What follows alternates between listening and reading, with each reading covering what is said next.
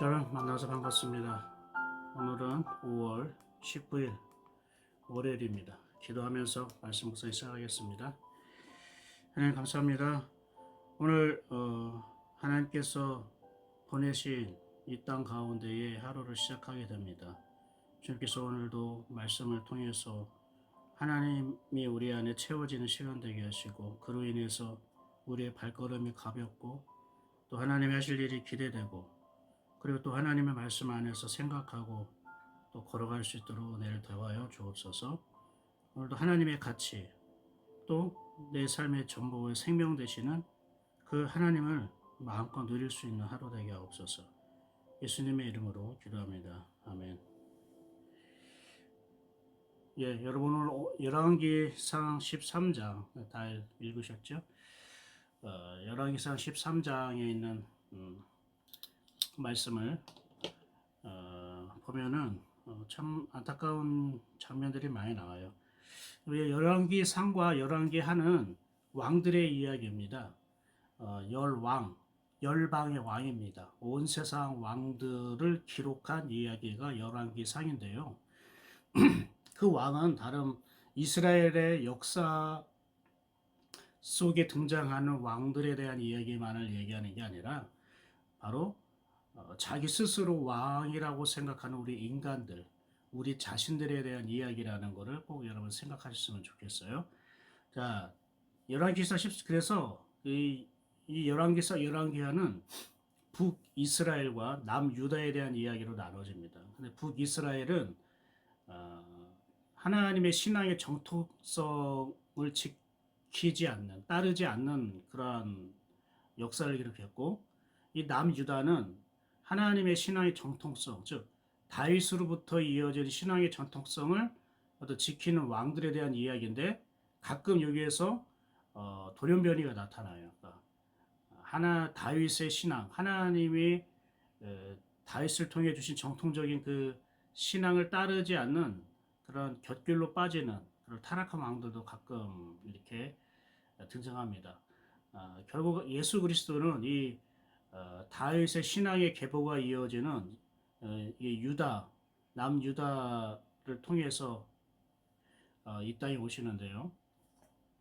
그런데 그 내용들이 읽을 때마다 좀 안타까운 일들이 많아요. 그런데 그것이 곧 우리의 모습이라는 걸 좀 잘 알고 우리가 생각했으면 좋겠습니다. 열왕기상 13장에는요, 하나님께서 여호와의 하나님의 사람이라는 그 선지자를 여로보암 왕에게 보냅니다. 여로보암은 북이스라엘의 초대 왕입니다. 헷갈리면 안 돼요. 르호보암과 여로보암. 르호보암은 솔로몬의 아들이고요.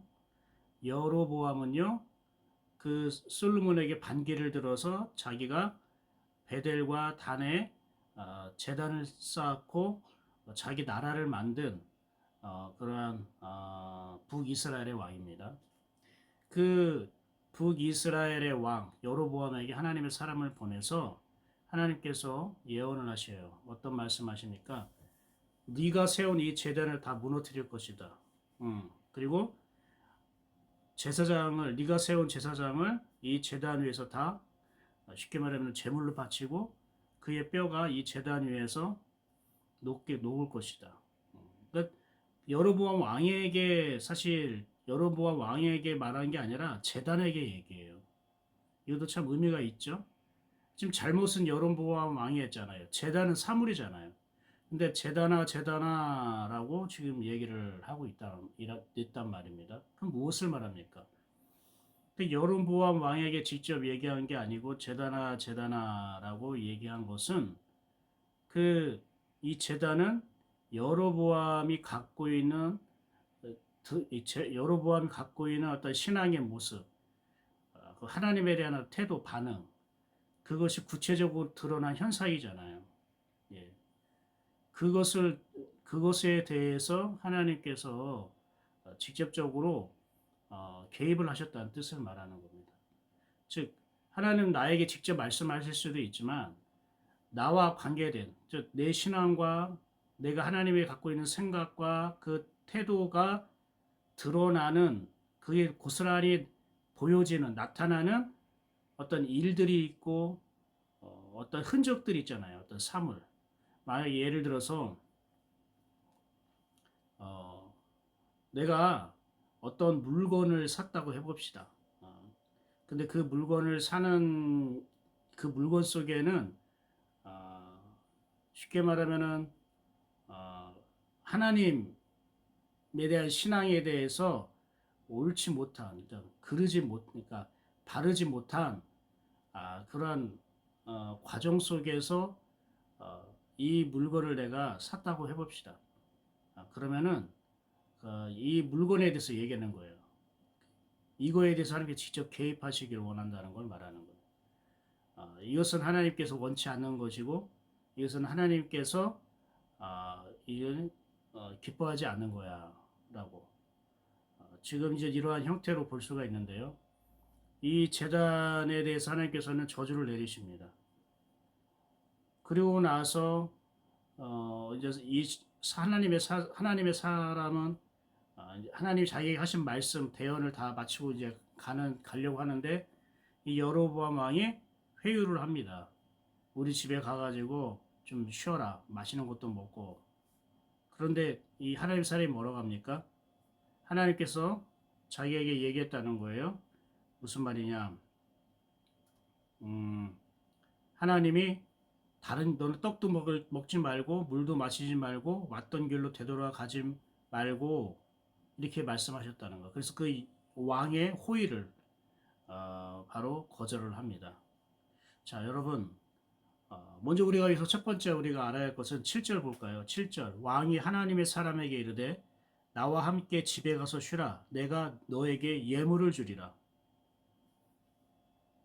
지금 여로보암이 이럴 때입니까?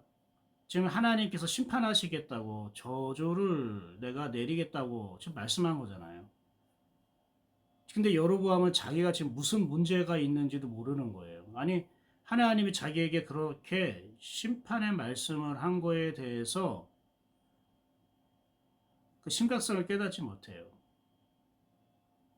하나님의 말씀을 너무나 가볍게 생각한 거예요. 하나님이 여로보암이 만든 제단을 증오했잖아요. 그걸 인정하지 않겠다는 거예요. 거기서 드리는 예배와 예물을 받지 않겠다는 거예요. 그러면 여로보암은 당장에 그 제단을 어떻게 해요? 무너뜨려야겠죠. 하나님께서 인정하지 않으니까. 그뿐만 아니라 그 제단을 만듦으로 많은 백성을 영적인 타락에 빠지게 했는데 자기가 그 하나님 앞에 나아가서 회개해야 되잖아요. 그런데 뭐 회개는커녕 오히려 하나님의 사람은 어떻게 해요? 회유하는 거예요. 회유. 그리고 예물을 드려요. 뭔가 아부를 하려고 했다는 거예요. 뇌물을 드린 거예요. 뇌물. 그게 무슨 뜻입니까? 죽어도 자기가 만든 이 재물, 이 재단에 대해서는 아무런 변화를 시도하지 않아요. 다른 말로 말하면 이런 거예요. 여로보암은 굉장히 자기 중심적인 신앙생활을 하는 사람이에요. 그러니까 이 재단은 자기의 신앙의 스타일과 하나님에 대한 태도와 방법, 그것이 고스란히 나타난 흔적이잖아요. 근데 이거 건들지 말라는 거죠. 내 신앙 철학, 내가 하나님을 믿는 방법, 하나님 내가 믿는 스타일, 이거 건들지 말라는 거예요. 이거 안 바꾸겠다는 거예요. 하나님은 아니야, 너 그렇게 하나님을 믿어서는 안 돼. 너와 같은 생각과 그런 방법으로, 그런 모습으로 하나님을 믿으면 안 돼. 네 마음대로 예배당을 세우고 네 마음대로 예배드리고 네 마음대로 하고 싶은 대로 네가 원하는 대로 예배드리는 거는 그건 하나님 원하는 게 아니야. 하나님의 방법이 있다는 거예요. 하나님을 믿는데 하나님의 방법으로 하나님을 믿어야 된다는 걸 말하는 거예요. 근데 여로보암은 자기 방법으로 하나님을 믿고 있었다는 거예요. 이걸 여러분이 신앙의 자유라고 하면 안 됩니다. 예. 우리는 신앙의 자유는요, 하나님의 권위와 질서 안에서 신앙의 자유예요. 이걸 꼭 생각하세요. 하나님의 권위와 질서를 벗어나서 내 마음대로 하나님을 예배하고 즐겁다, 기쁘다라고 말하는 것은 방종이지, 그거는 신앙의 자유라고 할 수 없어요. 여로보암은 건들지 마. 나 하나님 이렇게 믿을 거야. 나는 이렇게 하나님 믿는 게 좋아. 나 예배 이렇게 드릴 거야. 건들지 마. 그리고 나서 오히려 이 젊은 선지자를 회유하고 자기 편으로 만들려고 하는 거예요. 하나님은 그렇게 예배 드리는 사람, 그렇게 예배를 인도하는 제사장을 죽이기까지 내가 말씀하셨는데, 경고를 내리셨음에도 불구하고. 여러분, 여로보암이 이 젊은 선지자, 하나님의 사람을 자기 집에 초대해서 교제하고 가까워진다고 해서 자기의 죄가 없어집니까? 그렇지 않아요. 이 하나님의 사람과 가까워진다고 여로보암이 하나님과 가까워집니까? 아니에요. 하나님의 사람과 가까워진다고 하나님에 대해서 회개하지 않고 돌이키지 않아도 됩니까? 아니에요. 근데 여로보암은 하나님을 너무나 쉽게 생각했어요. 하나님의 사람이 전해준 말을 너무 우습게 여겼어요. 이 스스로 왕이 된 사람이 이게 교만해져요. 말씀을 너무 가볍게 생각해요. 하나님의 사람을 너무나 가볍게 생각해요. 여러분, 근데 이런 사람이 있어요. 내가 하나님의 사람과 가까워지는 걸 통해서 마치 자기 신앙의 정당성을 마치 자기가 입증하려고 하는 그것을 드러내고 싶어하는 사람이 있다는 말이에요. 내가 하나님의 사람을 가까이 함으로 인해서 내 신앙에 문제가 없어 라고 그렇게 생각하고 싶은 것이고, 하나님 앞에서 돌이키고 회개하고 죄의 용서를 받아야 함에도 불구하고 하나님의 사람과 내가 가까워짐으로 내가 이렇게 하나님의 사람에게 잘 대해주고 있잖아. 내가 하나님의 사람에게 예물도 주고 잘 섬기고 내가 이렇게 하고 있으니까 본인의 신앙에 크게 경각심을 갖지 못하는 거예요. 아닙니다. 하나님의 사람에게 대해주는 것은 대해주는 거지만 그것과 내가 하나님 앞에서 회개하고 하나님께 돌아가고 하나님 앞에서 신앙은 또 다른 문제입니다. 근데 많은 사람이 이거를 착각해요. 특히 이제 큰 교회 같은 경우에는 우리 평신도 그 봉사하고 섬기는 사람들이 목회자들하고 가까워질 때가 있거든요. 그러니까 그것이 마치 자기가 믿음이 또 인정을 받고 신앙이 마치 좋은 것 마냥 착각하는 성도들이 많아요. 그래서 뭐 오늘 어떤 목사님하고 어떤 뭐 교제를 나눴다든지 어떤 목사님하고 무슨 같은 사역을 했다든지 목사님이 자기를 막 알아준다든지 뭐 일반적으로 성도들이 목사님과 함께 가까이 다가가고 교제하고 사역하고 놓은 것이 큰 교회에서는 많지는 않은데 자기는 좀 그러한 부류에 속한다. 그러한 관계가 있다. 목사님과 사이가 있다. 라는 거를 빌미로 마치 자기가 하나님을 믿는 어떠한 모든 모습이라던가 어떤 행동이라던가 그런 모든 것들이 합당하다고 문제 없다고 생각하는 사람들이 의외로 있는 것 같아요. 그건 아니에요. 목사님하고 사역자하고 같이 동역을 한다든지 가까이 있는 것과 자기가 하나님과의 관계는 또 다른 문제예요. 그래서 여러분이 이것을 우리가 잘 우리가 생각해서 하나님이 원하시는 방법, 하나님 뜻대로 하나님을 믿는, 하나님의 뜻대로 하나님께 예배하는 그러한 우리 거룩한 주님의 사람들이 되었으면 좋겠습니다. 이제 여러분이 이것이 우리가 첫 번째 생각할 거고요. 그리고 여러분 이제 또 지나가 보면은 이제 하나님의 사람이 왕의 그 유혹, 호의 이것까지 뿌리치고 나왔는데 갑자기 베델의 늙은 선지자 이야기가 나와요. 늙은 선지자가 아들들한테 이러한 저러한 이러쿵저러쿵 일들이 있었다. 그러니까 그가 나귀를 준비해서 그 젊은 선지자 유다 선지자를 쫓아갑니다.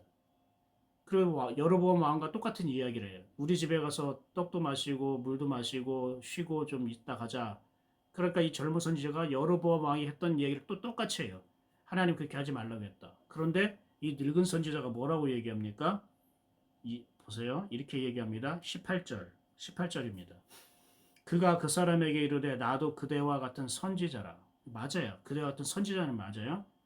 천사가 여호와의 말씀으로 내게 이르기를 그를 내 집으로 데리고 돌아가서 그에게 떡을 먹이고 물을 마시게 하라 하였느니라. 근데 그런 장면이 없었죠. 예, 맞아요. 이는 그 사람을 속임이라. 거짓말이에요. 거짓말하는 거. 그런데 이 젊은 선지자가 나도 너와 같은 선지자야. 하나님이 나에게 이렇게 말씀하셨어. 라는 말을 듣고 그냥 순수히 따라가요. 그리고 어떤 일이 벌어지냐? 하나님께서 그들이 식사하는 가운데에 갑자기 이 늙은 선지자에게 임해서 뭐라고 얘기하냐면은 너 젊은 선지자 너는 이제 죽을 것이다. 너는 이제 묫자리도 무덤도 없이 그냥 비참하게 죽을 거야. 그렇게 하나님께서는 말씀하셔요. 와, 이게 좀 이해가 안 되죠. 하나님이 이 사람을 쓰실 때는 언제고 또 이 사람이 이 늙은 선지자의 거짓말에 속아서 간 건데 자기는 그게 하나님 음성인 줄 알고 간 건데 결국 이게 속은 거거든요. 그런데 이 젊은 선지자를 하나님 죽이겠다고 말씀하시는 거예요. 좀 이게 하나님에 대해서 좀 이해가 안 될 때가 있죠. 근데 여러분 이것을 면밀하게 여러분 좀 생각하면서 이것을 묵상을 해야 됩니다. 겉으로 드러난 이야기만 보면 하나님께 속상하고 서운합니다. 너무한 것 같아요. 그게 아니에요. 여러분 첫 번째 우리가 여기서 우리가 봐야 될 것은 이 늙은 선지자가 왜 거짓말하면서까지 이 젊은 선지자를 유혹하고 결국은 하나님의 심판을 받아 죽게 만들었을까? 선지자라고 하는 것은 하나님의 음성을 듣는 사람, 그리고 하나님의 말씀을 대언하는 사람은 선지자예요. 근데 보세요. 지금 베델의 제단을 세운 그 여로보암 왕에게 하나님께서 심판과 경고의 말씀을 주셨잖아요. 그런데 베델에 있는 이 늙은 선지자를 통해서 말씀하신 게 아니라 다른 유다 땅에 젊은 선지자를 이 베델까지 보내셔서 하나님께서 말씀하셨어요. 그럼 그 이유는 뭘까요? 하나님은 늙은 선지자에게 말씀하실 수 없다는 거예요. 왜? 늙은 선지자는 그만큼 타락했기 때문에. 지극히 현실주의자예요. 봐요. 선지자인데 여론보암 왕이 자기 멋대로 베델과 단에 제단을 세워서 금송아지를 걷다 만들고 거기서 하나님께 예배하라고 할 때에 이 선지자는 어떻게 해야 됩니까? 그걸 용인하면 안 되죠. 목숨을 걸고 막아야죠. 아니 지금 금송아지가 하나님이라니요. 아니 왕 마음대로 베델과 단에 제단을 세워서 이렇게 예배하라고 하니 이건 하나님의 뜻이 아닙니다. 하나님의 방법이 아닙니다. 하나님 기뻐하지 않습니다. 라고 해야 되는데 그렇게 하지 않은 거예요. 그냥 내버려 둔 거예요. 그러니까 늙은 선지자는 하나님 말씀보다는 지극히 현실주의적인 것을 택한 거예요. 현실적인 것. 현실적인 어떠한 흐름, 현실적인 분위기에 그냥 묻어간 거예요. 왜? 괜히 여러분한테 좋은 말, 바른 말 했다가 자기 입지가 좁아지니까. 그러니까 자기 직장에서 잘릴 수도 있잖아요. 선지자 지위를 바탕을 할 수도 있고 아니면 죽을 수도 있잖아요. 여러분도 이 장면을 보면서 늙은 선지자와 같지 않은가를 생각해 봐야 돼요. 정말 하나님의 방법, 하나님의 뜻, 예배하는 것, 올바로 예배하고 하는 그런 모든 그런 것에 있어서 내가 이것을 지키려고 하는 건지 아니면 내가 현실적인 어떤 상황 때문에 현실주의자로 내가 전락해버리지는 않은지 보여야 됩니다. 여러분 우리 신앙의 문제가 진짜 현실의 문제, 내 믿음의 문제와 많이 부딪힐 수가 있잖아요. 예배 드리는 것과 어떤 현실의 문제, 하나님의 말씀대로 따르는 것과 어떤 현실의 어떤 문제. 내가 하나님의 뜻을 품고 그 적용하는 것과 어떤 현실의 어떤 문제. 계속 항상 부딪히잖아요. 그래서 늙은 선지자는 현실의 어떤 문제, 좋은 게 좋은 거지 라고 하면서 선택하고 살아갔던 것 같아요. 여러분 이게 늙은 선지자와 같이 이 길을 걷지 않길 바랍니다. 괜히 자기로 인해서 하나님의 사람 젊은 선지자를 하나님의 심판대에 올려놓게 하지 않았습니까? 좀 하나님이 자기를 통해 말씀하지 않는다면 자기의 뭔가 문제가 있음을 알고 하나님께 돌아가서 회개를 해야죠. 근데 그러진 않았어요. 오히려 젊은 선지자를 속여서 죽게 만들었어요. 뭘까요? 자기에 향한 영적인 질투와 시기심이 있는 거예요. 아니, 베델의 선지자는 난다. 왜 하나님 나를 사용하지 않아? 왜 엉뚱하게 유다에 있는 젊은 선지를 사용해? 그러니까 하나님에 대한 불편함과 하나님에 대한 불만을 이 젊은 선지자에게 속이는 것, 거짓말로 인해서 젊은 선지자가 하나님의 뜻대로 살지 못하도록 회방을 한 거예요. 굉장히 사악한 거죠. 이게 영적인 시기와 질투가 있으면 또 하나님에 대한 불만이 있으면 이게 엉뚱하게 하나님을 잘 믿는 사람을 해코지 한다니까요. 그게 우리에게 영적으로 우리에게 이것이 도사리고 있는 악한 본능이에요. 이를 잘 생각하세요.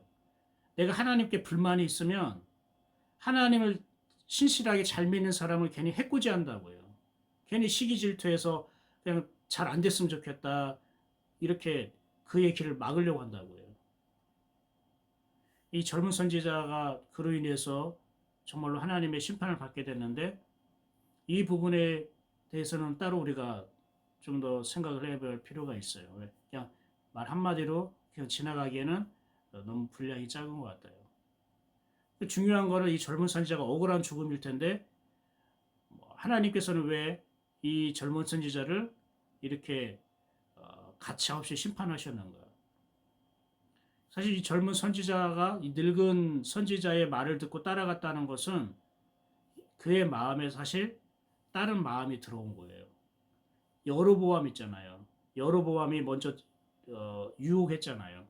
내가 너에게 뇌물도 주고 예물도 주고 편히 먹고 쉬고 자다 가라고. 근데 이 젊은 선지자가 뭐라고 했습니까?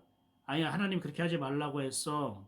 그렇게 하면 안 돼. 하나님 말씀대로 가야 돼. 라고 그 유혹을 뿌리쳤는데 늙은 선지자의 유혹은 뿌리치지 못했잖아요. 물론 하나님이 그렇게 말씀하셨다라는 말로 인해서 했지만 사실 젊은 선지자의 마음속에는 여로보암이 제시한 그 내용이 계속 자기 마음에 남아 있었던 거예요. 너무나 아쉬웠어. 하나님 말씀만 아니면 내가 여로보암하고 친해질 수 있는데 하나님 말씀만 아니면 나 여로보암이 나에게 주는 그 뇌물 그거면 내가 인생이 필 텐데 참 아쉽네. 그러면서 걸어갔던 거예요. 근데 이 늙은 선지자가 하나님이 우리 나에게 그렇게 말씀하셨어 라는 거를 듣고 그냥 간 거예요. 그럼 그 속에는 이 젊은 선지자에게 무언가 그가 감추어진 속내가 있다는 거예요. 젊은 선지자는 이 늙은 선지자가 거짓말 하는 걸 알고 있었을까요? 없었을까요? 사실 알고 있었어요. 왜 그럴까요? 하나님이 이 늙은 베델에 있는 선지자에게 말씀만 하고 유다에 있는 자기에게 말씀하셔서 여론보암에게 보냈다는 걸 알고 있잖아요. 그리고 하나님이 이 늙은 선지자에게 말씀하는 게 아니라 나에게 말씀하신 하나님이 나에게 얘기하겠죠. 다른 사람을 통해서 얘기하는 게 아니라 방금 전까지 자기가 하나님의 말씀과 음성을 듣고 했는데 갑자기 어떤 사람이 나타나서 하나님이 나에게 말씀하셔서 당신 우리 집에 이렇게 와서 섬기라고 그 말을 믿어서는 안 되죠. 믿을 수가 없는 거죠. 뭔 소리야. 하나님이 나에게 말씀하셨고 만약에 그런 일이 있다면 하나님 말씀을 바꾸신다면 나에게 말씀하시지 왜 당신에게 얘기하겠어. 내가 하나님 말씀을 듣고 사는데. 그러니까 이 늙은 선지자가 거짓말로 자기 집에 가서 먹고 마시자고 한 것을 젊은 선지자는 사실 알고 있었어. 느끼고 있었어요. 하나님이 그럴 리가 없는데 하나님의 말씀을 바꿀 리도 없고 말씀을 바꾼다면 나에게 말씀하시겠지. 이 늙은 선지자가 거짓말하는 거네. 어떻게 날 속이려고 그래? 라는 걸 알고 있었어요. 근데 왜 따라갑니까? 그의 본능이요. 하나님이 주신 말씀, 자기의 신앙을 어떻게 해요? 덮어버리는 거죠. 왜? 여로보암의 말이 계속 뇌리에 남은 거예요. 계속 아쉬웠던 거예요. 내가 하나님만 안 믿으면, 내가 하나님 말씀만 안 따르면, 내가 하나님의 말씀만 안 들었으면, 이런 거. 오늘 주일 설교만 안 들었으면, 하필이면 이번 주 목사님이 그렇게 말씀하셔가지고, 이번 주에 내가 이런 거 참 못하게 됐네? 뭐 이런 식으로 생각할 수 있잖아요. 그러니까 이 늙은 선지자가 자기를 속이는 걸 알고 있음에도 불구하고 순수히 따라간 거는 뇌물도 받고 먹고 마시고 즐기고 싶고 또 자기를 그렇게 인정해주고 싶은 대우하고 섬김을 받고 싶어하는 대접을 받고 싶어하는 마음이 있었다는 겁니다. 그러니까 하나님이 이 젊은 선지자의 그 교만하고 교활한 그 생각을 아시고 하나님 그렇게 말씀하실 수밖에 없는 거예요. 그렇지 않으면 이 이야기가 너무 잘못 우리가 흐를 수가 있는 거예요. 하나님에 대해서 굉장히 심각한 오해를 가질 수 있거든요. 사랑하는 여러분, 오늘 말씀을 들으면서 여러분은 어떤 것이 여러분에게 모습과 가까이 있다고 생각합니까? 가만히 보면 여로보암 모습이나 이 젊은 선지자의 모습이나 늙은 선지자의 모습 다 우리 내면 속에 있지 않을까 싶습니다. 그때마다 어떨 때는 여로보암의 모습이 나오고 어떨 때는 젊은 선지자의 모습이 나오고 어떨 때는 늙은 선지자의 모습도 나오는 것 같습니다. 여러분, 그럼 하나님의 말씀을 믿고 하나님의 말씀을 지키고 살아가는 거 힘드네? 그거 내가 하려고 하면 그런 겁니다. 어제 말씀처럼 주님이 나의 손을 붙잡아 주시고 나를 내 마을 밖으로 인도하시는 거예요. 내 스스로가 마을 밖으로 가는 게 아니라 주님이 내 손을 붙잡는 그 시간이 내가 변화되는 시간이고 마을 밖으로 나가는 시간이 되는 거겠죠. 사랑하는 여러분, 하나님 말씀을 소홀히 여기지 마시고 경홀히 여기지 마십시오. 그리고 하나님의 말씀을 전하는 사람을 여러분 가볍게 생각해서는 안 됩니다. 물론 그렇게 생각하는 사람 일부러 없을 것입니다. 그렇지는 않습니다. 대부분 많은 사람이 존중하고 존경하고 아름다운 관계를 맺고 있는 걸 잘 압니다. 그러나 우리가 놓치지 말아야 할 것은 하나님의 사람이나 아니면 어떤 목회자나 아니면 신실한 어떤 성도들도 있잖아요. 그런 사람들과 내가 교제하고 가까워진다고 그것이 곧 내 믿음이 아니라는 것은 하나님과의 관계는 또 따로 내가 챙겨야 된다는 걸 꼭 아시길 바랍니다. 늙은 선지자와 같은 시기와 질투, 하나님에 대한 불만을 엉뚱한 사람에게 분풀이하고 혹시 방해하고 있지는 않습니까? 젊은 선지자와 같이 세상적인 것들에 대해서 내가 인정받고 대우받고 대접받으면서 좀 하나님의 말씀에 대해 따르기 때문에 내가 이러한 어떠한 세상적인 것들이나 이러한 육신적인 것들을 내가 별로 누리지 못하네라는 아쉬움이나 미련을 혹시 갖고 있지는 않습니까? 여러분, 우리는 하나님의 방법대로 하나님을 믿는 게 가장 안전하고 가장 행복한 거예요. 내 방법대로 여러분 하나님을 믿지 마십시오. 내가 내 원하는 제단을 세워서 그렇게 하나님을 믿으려고 하지 마십시오. 우리는 하나님 앞에 이끌려가는 존재입니다. 내가 하나님을 위해서 무엇을 하는 존재가 아닙니다. 우리는 맹인입니다. 그래서 내 손을 붙잡고 걸어갈 주님이 필요합니다. 오늘도 내 손을 붙잡아 주시는 그 주님의 손을 꽉 움켜잡고 그분과 함께 걷게 되기를 축복합니다. 기도하겠습니다. 하나님 감사합니다. 오늘 열왕기서 13장 말씀에 우리의 신앙 양심을 보게 하시고 또 하나님 앞에 내가 하나님을 어떻게 대우하고 하나님의 말씀을 어떻게 생각하며 그리고 내가 내 마음과 내 방법과 내 스타일대로 하나님 마음대로 믿고 있지는 않은지 돌아보게 하시니 감사합니다. 주님, 저희들이 열왕기서 13을 통해 하나님의 마음을 흡족하고 하나님의 마음에 드는 그런 사람들을 찾아볼 수 없다는 걸 볼 때에 얼마나 이 세상이 혼탁하고 정말로 하나님의 사람으로 살아가는 사람이 많지 않다는 걸 볼 때에 얼마나 하나님 마음이 아프시겠습니까? 하나님, 저희가 하나님이 찾으시고 하나님이 기뻐해 주시는 그러한 하나님의 사람으로 살아갈 수 있는 저희들 될 수 있도록 주님 도와주시옵소서. 저희들의 손을 붙잡아서 하나님 함께 걸어 주시옵소서. 예수님의 이름으로 기도드립니다. 아멘. 오늘도 주님의 손잡고 동행하는 복된 하루 되시기를 바랍니다. 저는 내일 아침에 또 뵙도록 하겠습니다. 샬롬.